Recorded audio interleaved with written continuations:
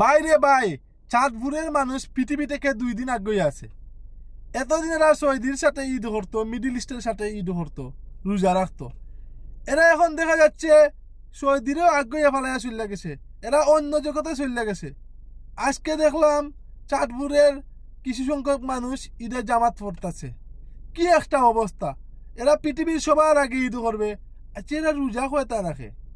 যেখানে নবীজি সাল্লাল্লাহু আলাইহি সাল্লাম বললা গেছেন যে চাঁদ দেখে রোজা রাখবেন এবং রোজা ভাঙবেন। মানে তারা চাঁদ দেখার কোনো প্রয়োজনই মনে করে না, কেননা তাদের এখানে নাম চাঁদপুর, তাই তারা চাঁদ দিয়ে কি করবে? তাদের নামই তো চাঁদ, তাই তারা চাঁদ দেখার কোনো প্রয়োজনই মনে করে না। তারা যখন মন চাইবে রোজা রাখবে, যখন মন চাইবে ঈদ করবে। এখন তাদের মন চাইলো মাঘ মাসে রোজা রাখবে, রোজা রাখা শুরু করে দিল। তাদের মন চাইলো বৈশাখ মাসে ঈদ করবে, ঈদ করা শুরু করে দিল। মানে তাদের যখন যা মন চাইবে তাই করবে। মানে এদের গ্রামে কি একজন সুস্থ মস্তিষ্কর মানুষ নাই যে এদেরকে বুঝিয়ে বলবে?